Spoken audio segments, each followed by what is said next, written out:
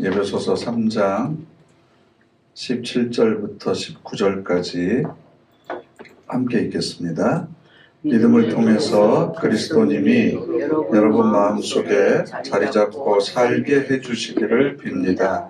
여러분이 사랑 안에 뿌리가 박히고 터가 잡히기를 빕니다. 그래야 여러분이 모든 성도들과 함께 그 사랑의 넓이와 길이와 깊이가 어떠한지를 확실히 깨달을 수 있기를 빕니다. 또 지식을 뛰어넘는 그리스도님의 사랑을 여러분이 알게 되기를 빕니다. 그리하여 여러분이 하나님의 온갖 가득함으로 가득 채워지기를 빕니다. 아멘. 에베소 교회 교인들을 향한 사도 바울의 기도의 내용을 우리가 계속 살펴보고 있는데요. 오늘 말씀의 제목은 사랑 안에 터가 잡히기를 두 번째 시간입니다. 그런데 먼저 그 전을 보면 믿음을 통해서 그리스도님이 여러분 마음속에 자리 잡고 살게 해주시기를 빕니다. 이렇게 되어 있죠. 예수 그리스도가 우리 마음속에 자리를 잡고 살았으면 좋겠다. 그런데 여러분도 그 이사를 여러 번 해보셨지만 최근에 제가 그 주민등록 초본을 한번 떼보니까 결혼하고 그 현재 살고 있는 사택에 이사 오기까지 17번 했더라고요. 많이 하시네. 네. 무슨 군인도 아니고 군인 가족이면 좀 이해가 되지만 제가 92년도에 결혼해서 지금 32년째 살고 있는데 2년에 한 번 꼴로 이사를 한 거예요. 그럼 교회를 2년에 한 번 옮기셨어요? 아니 2년에 한 번 꼴로 옮긴 게 아니고 제가 어떻게 간 교회마다 사택이 있는 교회가 아니어서 거의 2년에 한 번 꼴로 이렇게 이사를 했거든요. 그런데 옛날에 6개월에 한 번도 했어. 이사를 하면서 느낀 건 그 아무데나 들어가서 살 수는 없잖아요. 그죠? 예수 그리스도께서 우리 마음속에 들어와서 살기를 원합니다. 그러면 우리 마음이 예수 그리스도를 모시고 살 만한 곳이 되어야 되는 거죠.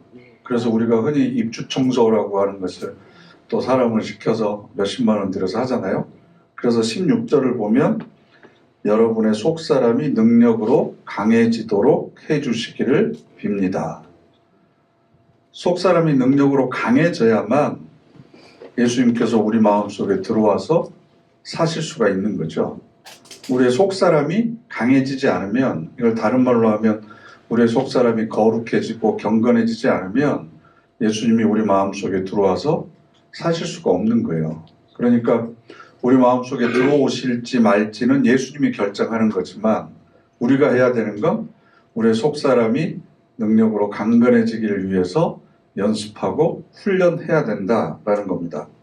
뿐만 아니라 하나님의 그 놀라우신 사랑을 우리가 18절 말씀을 보면 그리하여 여러분이 모든 성도들과 함께 그 사랑의 넓이와 길이와 높이와 깊이가 어떠한지를 확실히 깨달을 수 있기를 빕니다.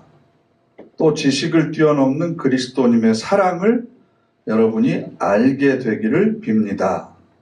그런데 그 사랑을 우리가 온전히 여기서 안다는 것은 지식적으로 안다는 게 아니고 내 삶을 통해서 온전히 체험한다는 거거든요. 그러면 그 사랑을 우리가 온전히 푹 젖어서 하나님의 사랑 가운데서 우리가 살기 위해서는 17절 하반절에 여러분이 사랑 안에 뿌리가 박히고 터가 잡히기를 빕니다. 이렇게 되어 있습니다. 그러니까 우리의 신앙이 사랑 안에서 뿌리가 박히고 터가 잡혀야만 하나님께서 그 위에다가 하늘의 신령한 사랑을 우리에게 마음껏 부어주시고 하늘의 은혜를 우리에게 마음껏 부어주실 수 있다라는 겁니다. 그 사랑의 높이와 넓이와 길이와 깊이, 그 어마어마하고 위대한 사랑, 우리를 향해서 베풀어 주신 그 은혜, 이걸 우리가 담아내려면 터가 박히고 뿌리가 잡혀야 돼. 뿌리가 박히고 터가 잡혀 있어야만 그 사랑을 우리가 받을 수 있다라는 거죠. 그러니까 사실은 우리는 그런 갈증이 있잖아요. 왜 하나님께서 나에게 은혜를 베풀어 주시지 않지? 왜 나에게 성령 충만한 은사를 베풀어 주시지 않지? 라고 하는 불만은 있지만 사실 하나님 입장에서 생각해 보면 야야 그 상태에서 그 터에다가 내가 부을 게 없어. 내가 그 사랑을 쏟아 부었다간 그 터가 무너져. 담을 수가 없어.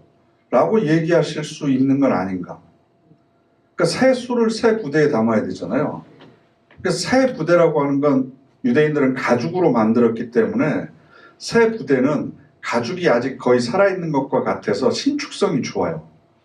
그러면 포도주를 넣으면 포도주가 발효하잖아요. 막걸리병 오래 놔두면 발효해서 빵빵하게 이렇게 터질 것 같이 되는 거죠. 그러면 새 부대는 가죽이 새 것이니까 신축성이 있어서 그걸 담을 수 있지만 오래된 부대는 가죽이 말라가지고 이렇게 줄도 가고 그래서 새수를 넣어버리면 발효되면 터져버릴 수밖에 없는 거예요. 그러니까 하나님께서 그렇게 높고 깊고 넓고 긴 그 사랑을 우리에게 부어주시려고 해도 우리의 신앙이 사랑 안에서 뿌리가 박히고 터가 잡혀져 있어야만 그 사랑을 우리에게 부어주실 수 있는 거지. 그렇지 않는 상태에서는 오히려 부어주는 게 우리에게는 큰 재난이 될 수가 있고 화가 될 수도 있는 거죠. 그래서 우리가 애들한테 아무리 손주가 사랑스럽다고 세뱃돈 100만 원 주고 1000만 원 주고 그러지 않잖아요. 감당할 수 있는 양만큼만 주는 것이 그게 사랑의 표현이듯이 어쩌면 내가 하나님의 사랑과 은혜를 내 삶 속에서 풍성히 누리지 못하면서 살아가고 있는 이유는 아직도 내 믿음이 뿌리가 아직 덜 박히고 터가 덜 잡힌 것은 아닌가 이런 생각을 우리가 해야 되는데 그걸 하지를 못하고 오직 기도만 하는 거죠. 그것도 주십시오 주십시오 달라고만 기도를 하는데 아니 줄 수 있는 상황이 돼야 주죠. 그래서 저는 이 구절을 읽으면서 야 하나님께서 얼마나 답답하실까. 과정을 무시하고 무조건 달라고 그럴 수는 없잖아요. 우리가 교회 4층 찬양대 연습실이 있는데 마음 급하다고 1층에서 4층으로 갑자기 뛰어 올라갈 수 없죠. 1층에서 2층을 올라가야 되고 2층에서 3층을 가야 되고 3층에서 4층을 올라가야 되고 모든 것이 단계가 있고 순서가 있는 겁니다. 건물을 짓는 것도 1층에 시멘트나 골조가 다 굳어야만 그 다음에 2층을 올리는 거지. 시멘트 붓고 나서 마음이 급하다고 그 다음날 2층 걸 또 부어버리면 어떻게 되겠어요? 당장 무너질 수밖에 없습니다. 그러니까 신앙생활이라고 하는 것도 단계 세월이 흘러가면서 하나씩 과정을 밟아가고 그래서 뿌리가 점점 밑으로 내려가고 터가 단단하게 굳어져야만 감당할 수 있는 하나님의 은혜가 있고 또 그렇게 우리가 훈련을 받고 성숙해야만 우리가 상속받을 수 있는 하나님의 나라가 있는 건데 우리는 내가 해야 될 영역에 관해서는 거의 생각하지 않고 있는 거죠. 그래서 제가 몇 주 전부터 계속해서 우리가 비는 신앙이 아니라 배우는 신앙이 된다. 배우는 신앙.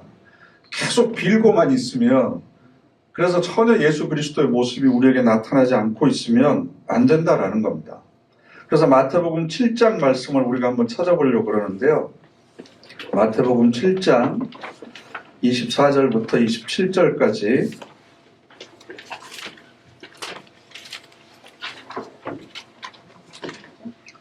마태복음 7장 24절부터 27절까지 함께 읽겠습니다.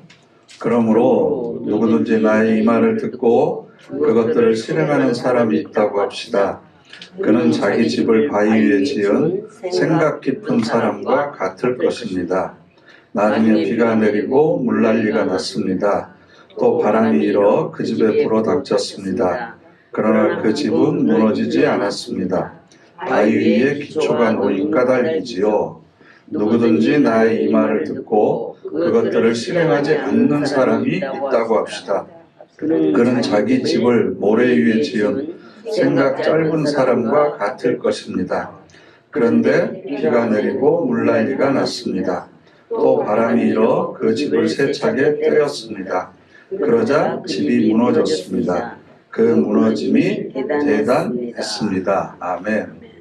이 말씀이 마태복음 7장 24절에 있잖아요.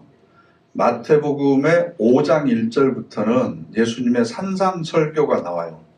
그래서 예수님께서 5장과 6장과 7장에 대해서 쭉 길게 설교를 하신 다음에 나의 이 말을 듣고 그것을 실행하는 사람과 26절에 나의 이 말을 듣고 그것들을 실행하지 않는 사람이 있다고 합시다. 이렇게 지금 말씀을 시작하거든요.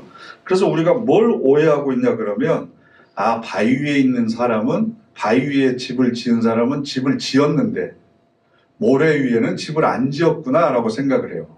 그게 아니에요. 둘 다 지었어요. 바위 위에도 지었고 모래 위에도 지었어요, 집을. 어쩌면 모래 위에 지은 사람이 더 열심히 지었을 수도 있어요. 그건 몰라요. 그죠? 둘 다 지었어요. 그런데 뭐가 문제죠? 기초가 문제예요. 기초가 문제.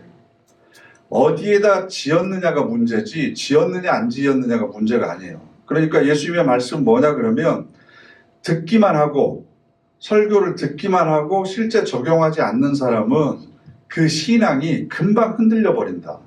조금만 바람이 불어도 폭삭 무너져 버리고 주저앉을 수밖에 없다라는 겁니다. 그러니까 우리가 똑같이 지금 신앙생활 하고 있잖아요. 똑같이 교회 나오고 똑같이 헌금 생활하고 똑같이 봉사하고 또 여기 계신 분들은 또 똑같이 이렇게 수요 성경 공부까지 나와서 말씀을 듣고 있는데 중요한 건 여러분들의 신앙의 집이 그 기초가 어디에 놓여 있는지는 안 보여요.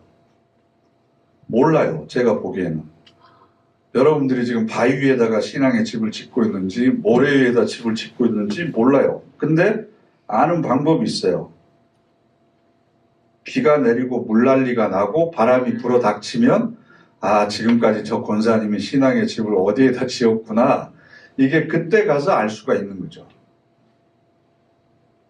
그러니까 내가 지금 신앙생활하고 있는 것의 기초가 어디에 놓여 있느냐. 뿌리가 박히고 터가 잡혀야 된다고 그랬는데 내 터를 지금 어디에다 놓고 있느냐. 그래서 좀 더 구체적으로 기록된 말씀이 누가복음 6장인데요. 누가복음 6장 46절부터 49절까지 누가복음 6장 46절부터 49절까지 함께 읽겠습니다. 왜 여러분은 나를 주님 주님하고 부르면서도 내가 말하는 것들을 실행하지 않습니까? 누구라도 나한테 와서 나의 말을 듣고 그것들을 실행하는 사람이 있다고 합시다. 그가 어떤 사람과 같은지 여러분에게 똑똑히 보여주겠습니다. 그는 집을 지을 때 땅을 파는데 깊이 파고 바위 위에 기초를 놓은 사람과 같습니다. 그런데 물난리가 나서 강물이 그 집에 세차게 들이쳤습니다. 그러나 그 집을 흔들 수 없었습니다. 그 집이 잘 지어졌기 때문입니다. 이와 달리 내 말을 듣고 실행하지 않은 사람은 기초도 없이 흙 위에 집을 지은 사람과 같습니다. 강물이 그 집에 세차게 들이쳤습니다. 그러자 곧바로 그 집은 폭삭 무너졌고 바로 그 집의 부서짐이 대단했습니다. 아멘. 보세요. 48절 그는 집을 지을 때 땅을 파는데 깊이 파고 바위 위에 기초를 놓은 사람과 같습니다. 기초를 얼마나 깊이 팠느냐 이게 중요한 거죠. 어제 저녁에 뉴스를 보는데 미국의 허리케인 그 돌풍 회오리 바람이 불어서 100명이 죽고 600명이 지금 실종됐대요. 근데 그 장면을 보여주는데 집들이 부서져 있는 걸 보면서 깜짝 놀랐어요. 거기는 나무로 짓잖아요. 대부분 나무로 짓습니다. 그래서 콘크리트나 철근으로 짓지 않습니다. 그리고 나무로 짓다 보니까 기둥을 밑으로 깊이 파서 그 토대를 그렇게 튼튼하게 만들지 않습니다. 얼마 전에 2004년도인가 5년도인가에도 저기 동남아에 그 쓰나미가 불어가지고 그 파도가 덮쳐가지고 모든 집들이 다 완전히 파손돼 버렸잖아요. 근데 동남아는 덥기 때문에 그 집을 지을 때 원래 그 원주민들이 사는 곳은 기둥을 세우고 땅하고 이 바닥하고 약간 좀 떨어지게 해요. 아, 그래야만 이게 시원하니까. 바닥에 붙어 있으면 뜨거우니까. 그러니까 기둥 하나 박아놓고 그 위에다가 집을 이렇게 지으니까 태풍이나 쓰나미 몰아닥치면 그 전부 다 부서져 버리는 겁니다. 누가 그 골조를 세워서 시멘트를 붓고 벽돌을 쌓고 그렇게 해서 집을 짓는 것은 요즘 들어서 그렇게 하는 거지. 그러니까 옛날에도 이랬다는 거죠. 그러니까 신앙에 있어서 우리가 어쩔 때 많이 무너지냐 그러면 자기 마음대로 기초를 놓을 때입니다. 그런데 제가 이제 저도 어렸을 때부터 신앙생활을 해왔고 목회한 지도 이제 담임 목사 된 지도 20년이 훨씬 넘었는데 가장 우리의 신앙의 기초가 잘못 놓이고 있는 게 뭐냐 그러면 그리스도 중심의 세계관이 없다는 거예요. 그게 무슨 말이냐 그러면 내 안에 계신 예수 그리스도 이것에 대해서 우리 지금까지 교회에서 많이 그렇게 강조하지 않았습니다. 내 안에 계신 그리스도께서 나를 통해서 모든 일을 하시는 겁니다. 지난달에 그 어느 교회 가서 저희 그 시찰에 예배를 드리는데요. 앞에 그 강대상을 리모델링을 이렇게 했더라고요. 근데 그 교회는 우리 교회처럼 이렇게 높지 않고 강대상이 있는 높이가 이 정도밖에 안 돼요. 근데 그 앞에 이제 제단이 있잖아요. 성경책을 놓고 있는데 천장이 별로 높지는 않을 거 아니에요. 근데 십자가가 굉장히 큰 게 거기 있어요. 그 전체 공간을 보면 십자가가 한 반 정도 크기가 돼야 여백이 있고 잘 어울릴 것 같은데 나무 십자가 옛날 70년, 80년대 많이 세웠던 그 큰 십자가가 나무 십자가 크게 딱 이렇게 앞에 있어서 그 굉장히 세련되게 해놨는데 전체에 어울리질 않더라고요. 그래서 제가 그 담임 목사님한테 목사님 저 십자가 교인 중에 한 분이 헌물한 거죠. 네, 그래서 그분 아직 살아계시죠? 그랬더니 막 웃어요. 무슨 얘기인지 아세요? 치울 수가 없는 거예요. 맞아요. 어울리지 않음에도 불구하고. 왜냐하면 내가 한 건데. 내가 한 건데. 그 어떤 교회는요. 옛날에는 교회당 뒤에 이렇게 벽에 보면 우리 교회처럼 아날로그 시계 그래서 시침과 분침이 있는 시계가 있었잖아요. 근데 이제 갈수록 저게 이제 잘 안 보이니까 숫자가 크게 해서 불 들어오는 전자시계를 이렇게 걸잖아요. 근데 어느 교회 가보면 그 두 개 다 걸려 있는 거예요. 네? 그러면 시침 분침이 있는 시계를 기증하신 분이 아직 안 돌아가신 거죠. 언제 돌아가죠? 그 가족들이 아직도 살아 계시는 거죠. 그러니까 그걸 떼내지를 못하는 거예요. 왜냐하면 그걸 내가 했다고 생각하니까. 내가 했다고. 우리 신앙의 중심이 항상 내가 중심이 돼서 있어요. 아니 나에게 생명을 주신 분이 누구예요?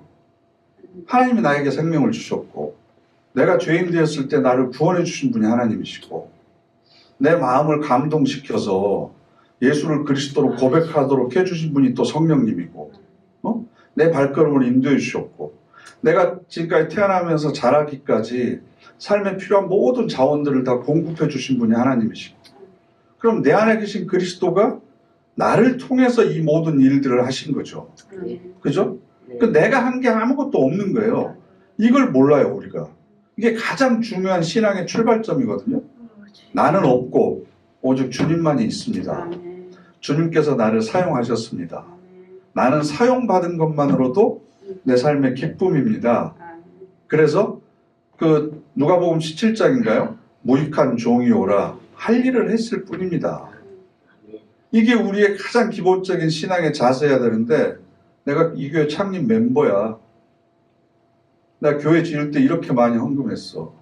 내가 그리고 얼마나 고생하면서 몇십 년 동안 이 교회 섬긴 줄 알아? 그러니까 내가 이 교회 주인이야.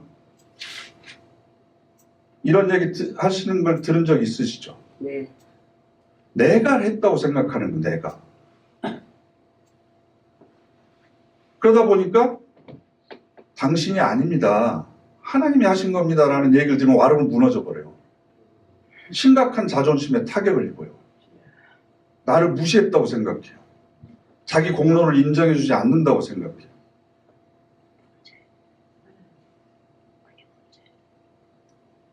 그러니까 주인 의식을 갖는 건 좋죠. 주인 의식을 갖는 건 내 의무를 다할 때 책임감을 가지고 주인 의식을 갖는 건 필요해요. 그런데 주인이 돼버려서 권리를 주장하게 되면 이게 서로 어떻게 해야 되나, 이거 그냥 이게 인정해주고 그러려니 하고 넘어가는 것도 한두 번인데 계속 그러면 혼자만 고립되죠.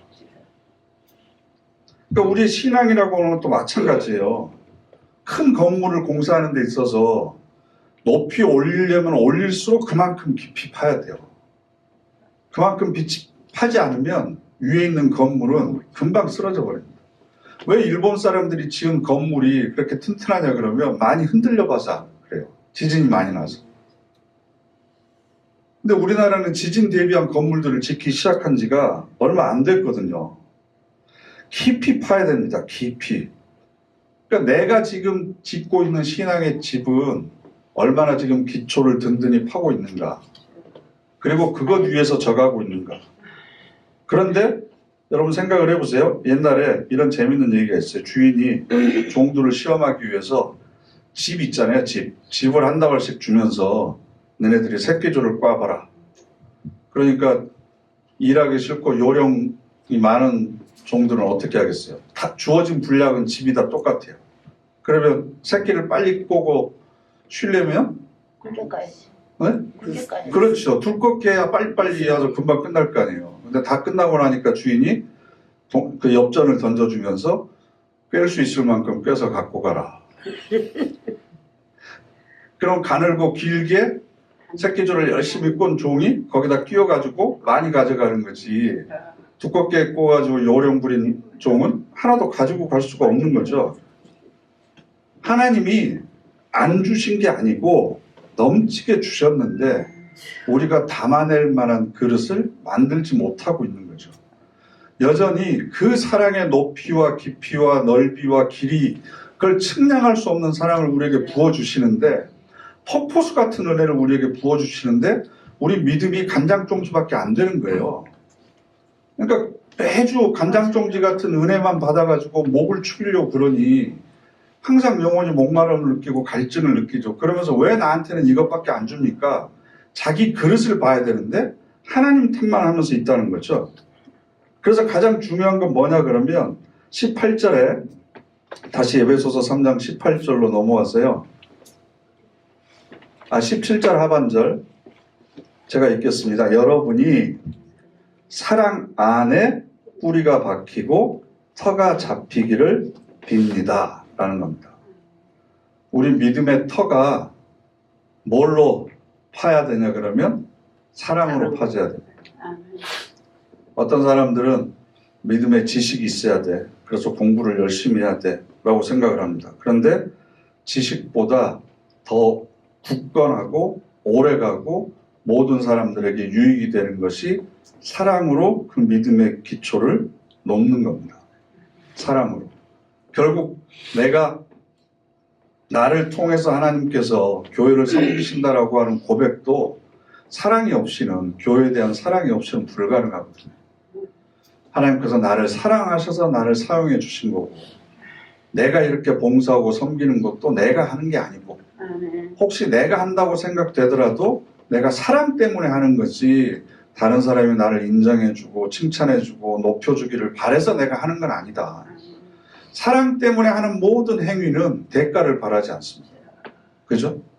근데 이제 부모도 서운한 마음이 들면 내가 너를 어떻게 키웠는데 뭐 이런 얘기를 하게 되면 사랑이 변질되기 시작한 거잖아요. 사랑 때문에 하는 모든 행위는 기대하지 않습니다. 그 사람이 내 사랑을 받아들일지 안 받아들일지, 이것에 대해서 고마워하는지 아니면 다시 나중에 돌려줄지 안 돌려줄지, 이것에 대해서 관심을 갖지 않습니다. 왜냐하면 그 사랑이 내 안에 차고 쌓여서 흘러 넘쳐서 그냥 자연스럽게 흘러나가는 사랑이기 때문에 그걸 내가 막을 수 있는 것도 아니고 그것을 다시 주워 담으려고 하는 것도 아니고, 그러니까 어떤 기대도 하지 않고 그냥 흘려보내는 그 사랑이 우리의 믿음을 하나씩 하나씩 굳건하게 한다는 거죠. 그래서 마태복음 22장 찾아보실까요? 마태복음 22장 34절부터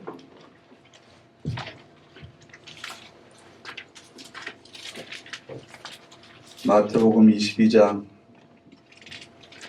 34절부터 40절까지 함께 읽겠습니다. 예수님이 사두개파 사람들의 입을 다물겠다는 소식을 바리새파 사람들이 듣고서 한 곳으로 모였다. 그들 가운데 율법 전문가 하나가 예수님을 떠보려고 파고들어 여쭈었다. 선생님, 율법 가운데 가장 큰 계명은 어느 것입니까? 예수님이 대답하셨다. 주님 곧 그대의 하나님을 사랑하라. 온 마음과 온 정성과 온 의지로. 이것이 가장 크고 으뜸가는 계명이요 버금가는 것도 마찬가지로 중요하고 너의 이웃을 너 자신처럼 사랑하라. 이 두 계명에 온 율법과 예언서가 걸려 있어. 아멘. 하나님을 사랑하는 것과 이웃을 사랑하는 것, 이 두 계명이라고 그래서 이걸 우리는 나눠서 생각하는데요. 우리 새한글 성경은 39절에 버금가는 것도 마찬가지로 중요하다. 버금가다라고 하는 얘기는 무슨 뜻이에요?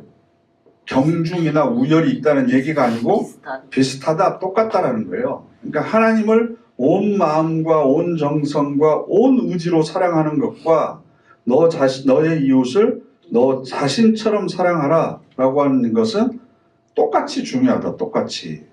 그런데 이렇게 하나님을 사랑하고 이웃을 사랑하는 것이 내 믿음이 뿌리가 박히고 털을 잡아가는 거다.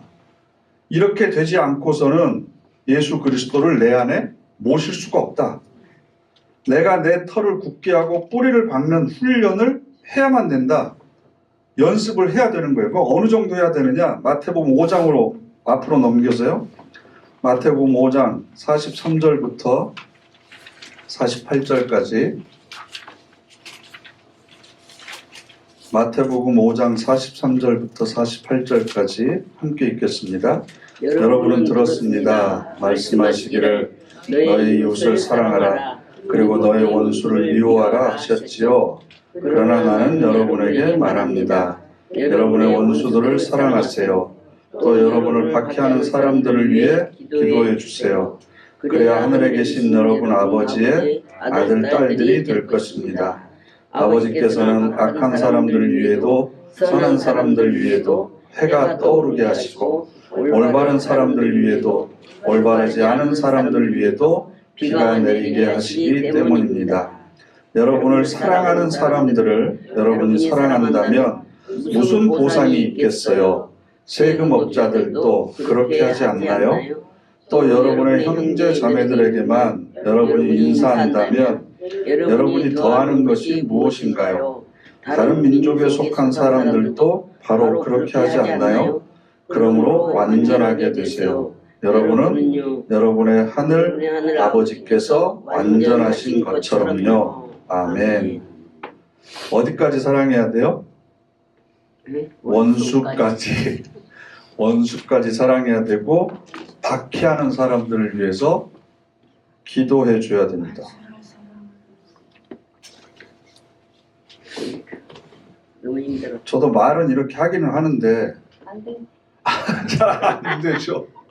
안 되는 게 사실이죠. 그런데 이렇게 돼야만 우리가 하나님의 아버지의 아들, 딸이 될 것입니다.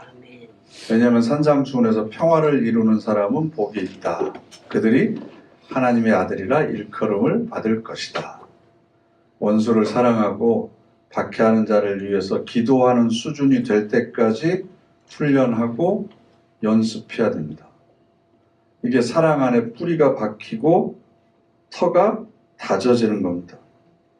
왜냐하면 하나님께서는 악한 사람이나 선한 사람이나 햇빛을 비춰주시고 올바른 사람이나 올바르지 않는 사람이나 똑같이 비를 내려주십니다. 너희들이 가족들에게만 인사하면 더하는 것이 무엇냐? 세리도 다 똑같이 그렇게 하지 않느냐? 다른 민족들, 하나님을 모르는 사람들도 친한 사람들, 친족들에게는 다 인사하고 평안히 지낸다. 그러면 하나님을 아버지라고 부르는 너희들은, 아들, 딸들은 더 하는 것이 있어야 되지 않겠느냐? 원수를 사랑하고 핍박하는 자를 위해서 기도해라. 기도해라. 기쁘게 아멘이 아니라 한숨이 나오는 아멘인데 이게 하려고 해도 잘 안 되니까 아멘이 탄식이 되는 거죠. 그런 사연이 있어요. 이게 우리의 솔직한 마음이죠. 그러니까 이것은 우리가 하는 게 아니고 내 안에 계신 성령께서 우리를 통해서 하시는 겁니다. 나는 못하지만 내 안에 계신 성령께서 나를 통해서 이것도 해주십시오. 그래야만 우리가 아버지처럼 온전할 수 있습니다. 사랑할 만한 사람만 사랑하는 거, 나를 칭찬해주고 인정해주고 나를 편하게 해주는 사람만 나도 그들에게 친절을 베푸는 거, 이건 누구나 다 할 수 있는 일이다. 물론 그것조차도 안 하는 인간 같지 않는 사람들이 있기는 하지만, 그러나 우리는 원수를 사랑해야 된다. 뿌리가 깊어야 나무가 클 수 있습니다. 터가 넓어야만 큰 건물이 들어설 수 있습니다. 그래서 저는 교회의 크기는 예배당 건물의 크기가 아니라고 생각합니다. 그 교회 다니는 사람들의 사랑의 크기죠. 사랑의 크기, 믿음의 크기. 그래서 자라가야 됩니다. 기도한다고 해서 하늘에서 뚝 떨어지는 게 아닙니다. 하나님, 저 원수를 사랑하게 해주세요. 사랑할 마음을 주세요. 나는 기도했습니다. 그런데 사랑할 마음이 안 생기는 거 보니까 하나님이 나한테 안 주신 겁니다. 이건 하나님 책임입니다. 나는 분명히 사랑하려고 했는데 사랑하도록 하나님께서 내 마음을 안 바꿔주셨습니다. 이게 아니고 내 사랑하는 마음을 자라도록 하기 위해서 하나님께서는 어쩌면 원수를 보내주셨는지도 몰라요. 그죠? 내 인내심을 키워주시기 위해서 인내할 수 없는 상황에다 나를 집어넣으셨을 수도 있어요. 그러니까 그 상황을 없애주고 이 사람을 안 보게 해달라고 기도할 게 아니라 그 상황에서 온전히 내가 성숙하고 자라날 수 있도록 해주십시오. 그래, 네가 이 시험을 이기려고 하는 마음을 내가 잘 알고 있다. 네 기도도 내가 듣고 있다. 그러나 내가 너에게 줄 수 있는 건 용기를 줄 수 있을 뿐이지 사랑을 줄 수는 없다. 지치지 않도록 힘을 공급해 줄 수는 있지만 그 사랑의 마음은 네가 스스로 키고 나가야 되는 거다. 어느 날 아침에 마술처럼 이렇게 등장해서 갑자기 우리의 신앙이 자라나는 건 아닙니다. 그러니까 여러분, 우리의 사랑과 인내와 또 친절, 자비나 양선, 이런 성령의 열매들이 우리 마음속에 점점점 더 자라나기 위해서는 교회에 마음에 안 드는 사람이 있어야 돼요, 없어야 돼요? 있어야 돼요. 보기 싫은 사람이 있어야 돼요, 없어야 돼요? 왜? 있어야 돼. 근데 없으면 더 좋지. 없으면 온실 안에서 자라는 화초같이 돼버려요. 없어야 돼. 나중에 교회 안에서는 시험을 안 받는데 다 나를 좋아하는 사람이 그러면 교회 안에서는 평안한데 밖에 나가면 조금만 바람 불어도 확 꺾여버립니다. 그래서 온실 안에서 자라나는 화초는 생명력이 없습니다. 그러니까 여러분, 꼴 보기 싫은 사람이나 마음에 안 드는 사람이 있으면 고마워해야죠. 감사하는 마음이 있어야죠. 저 사람이 나의 선생님이다. 내 사랑할 수 있는 능력을 더 키워주는 사람이다. 내 자비와 양선과 인내와 이 모든 것들을 더 성장할 수 있도록 도와주는 사람이다. 그죠? 동의하기 싫으시겠지만 그렇게 바라볼 수 있는 눈만 바뀌어도, 네? 그러니까 제가 여러 번 말씀드렸잖아요. 제가 그때 콩 얘기 한번 해가지고 아직까지도 지금 시달리고 있는데 2년 전에 제가 콩 반찬 싫어하지 미워하지는 않는다고 그랬잖아요. 네? 콩 자반을 싫어하지 미워하는 건 아닙니다. 그러니까 이거 차이를 잘 구별하셔야 돼요. 싫은 건 기질적인 거예요. 어렸을 때 안 좋은 경험일 수도 있고, 사람도 그렇잖아요. 성격이 안 맞는 사람이 있고, 나는 좀 빠른데 저 사람은 느리고, 저 사람은 너무 신중해. 나는 빨리빨리 했으면 좋겠는데. 뭐 이런 사람들이 있어요. 그건 싫은 거예요. 안 맞는 거예요. 그런다고 그 사람을 미워하면 안 되죠. 콩자반 먹는데 그 콩자반을 내놓는 식당 주인을 제가 째려보거나 욕하거나 그러면 되겠습니까? 그건 미워하는 거죠. 증오하는 거죠. 그죠? 사람도 나랑 잘 안 맞는 사람이 있어요. 그런 사람은 거리를 두면 돼요. 그리고 최대한 예의를 갖추면 돼요. 그러면 그 관계는 유지가 되고 나중에 나하고 기질적으로 안 맞는 사람이더라도 내가 품을 수 있고 이해할 수 있는 인격이 되면 나중 가서 그 사람 품으면 되는 거예요. 그런데 싫은 걸 밉다고 착각해서 나하고 안 맞는 걸 볼 때마다 저 사람은 나한테 미운 사람이야. 이렇게 해서 미움만 자꾸 키워버린다고.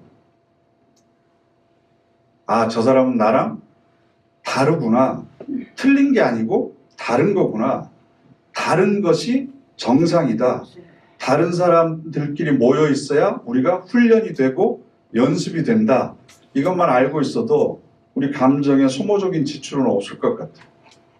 저희 교단에 신학적인 틀을 제공하셨던 분이 김재준 목사님인데, 이 김재준 목사님이 평생 동안 간직하고 살아왔던 10가지 신조가 있어요. 10가지 신조. 첫 번째, 말을 많이 하지 않는다. 두 번째, 대인관계에서 의리와 약속을 지킨다. 세 번째, 최저 생활비 이외에는 소유하지 않는다. 네 번째, 버려진 물건, 버려진 인간에게서 쓸모를 찾는다. 다섯 번째, 그리스도의 교훈을 기준으로 예와 아니오를 똑똑하게 말한다. 그 다음에 생기는 일은 하나님께 맡긴다. 예와 아니오를 분명하게 나는 얘기하고 그 다음에 내가 어떤 대접을 받든지 그건 하나님에게 맡긴다. 여섯 번째, 평생 학도로 산다. 그러니까 평생 공부하면서 산다. 일곱 번째, 시작한 일은 좀처럼 중단하지 않는다. 여덟 번째, 사건 처리에는 반드시 건설적, 민주적 질서를 받는다. 아홉 번째, 산하와 모든 생명을 존중하여 다룬다. 열 번째, 모든 피조물을 사랑으로 배려한다. 이 10가지 신조를 가지고 이 원칙에 따라서 자기 삶을 살려고 하나씩 하나씩 매일매일 노력하고 연습하고 훈련하는 삶이 있었다는 거죠. 그러니까 신앙이라고 하는 것이 기도한다고 해서 갑자기 넝쿨째 굴러 들어오는 게 아닙니다. 어디 가서 은혜 받는다고 해서 내 인격이 갑자기 달라지고 사람을 대하는 태도가 달라지고 그런 게 아닙니다.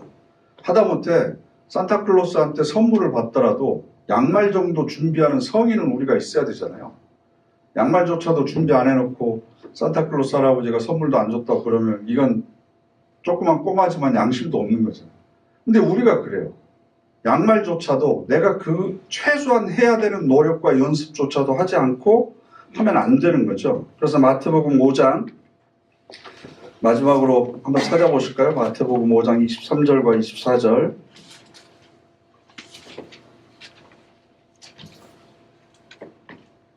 마태복음 5장 23절과 24절 함께 읽겠습니다. 그러므로 예물을 제단에 가져다 바치다가 거기서 무엇인가 그대에게 맺힌 것이 있는 형제 자매가 생각난다고 합시다. 그러면 거기 제단 앞에 그대의 예물을 그대로 두고 먼저 가서 그대의 형제 자매와 화해하세요. 그러고 와서 그때 그대의 예물을 가져다 바치세요. 아멘. 기초를 여러분들이 집을 짓는데 기초를 다 다진 뒤에 이제 건물을 올리려고 생각을 해보니까 기초에 빠진 것이 생각났어요. 그럼 어떻게 해야 돼요? 일단 지어놓고 나중에 살면서 고칩니까? 아니요. 아니죠. 지금까지 것을 다 취소하고 늦게 집을 올리더라도 기초에 부실한 걸 다 다지고 그 다음에 건물을 올려야 이게 오래 가는 거죠. 우리 믿음의 기초, 뿌리가 박히고 터가 잡히는 게 뭐 안에서? 사랑이에요, 사랑. 사랑이 빠진 상태에서 그 위에 무슨 집을 지으면 안 되는 거죠. 그러니까 예물을 바치는 건 얼마나 신성한 행위입니까? 하나님 앞에 내 삶을 드리는 것과 마찬가지죠. 단순히 예물이라고 하는 것이 돈이 아니고 그 돈을 내가 벌기 위해서 내 건강과 내 시간과 내 재능과 내 열정과 내 삶의 일부를 떼어 바친 거잖아요. 그러니까 우리가 하나님 앞에 드리는 예물은 사실은 내 삶의 일부를 떼어서 바치는 거예요. 그게 얼마나 거룩한 순간이에요. 근데 이걸 드리려고 하다가도 내가 이것을 드리는 행위에 기초가 빠져 있어요. 그게 뭐예요? 내가 다른 사람한테 원망받을 만한 짓을 한 거예요. 사랑이 빠져 있는 거예요. 그러면 드리고 나서 나중에 그 사람 만나면 그때 가서 얘기하지 뭐. 이게 아니고 그대로 놔두고 들이지 말고 먼저 가서 화해하고 서로 용서할 것도 있으면 하고 그 다음에 와서 하나님께 예물을 드려라. 그래야 기초공사 위에 믿음의 집을 우리가 잘 짓고 가는 거다. 이걸 우리가 까먹습니다. 그러니까 예배는 일주일 동안의 삶을 잘 사는 사람만이 거룩한 예배를 드릴 수 있습니다. 일주일 동안 원망받을 짓 많이 하고 다른 사람 마음에 상처 주고 그래놓고 깨끗한 옷 입고 와서 거룩하게 찬송 부른다고 그게 믿음의 집을 짓는 게 아니고 사랑 안에 뿌리가 박히고 터가 잡혀야 된다. 그래야만 우리의 믿음의 집이 세워질 수 있다. 그래서 우리가 잊지 말아야 될 건 아무리 종교적인 행위를 많이 한다고 하더라도 예배 많이 드리고 기도 많이 한다고 하더라도 가장 중요한 건 하나님을 사랑하고 내 이웃을 내 몸과 같이 사랑하는 것. 여기에 내 모든 신앙에 터가 잡혀야 된다. 이 말씀을 마음속에 새기는 저와 여러분 되시기를 바랍니다. 아멘. 기도하겠습니다.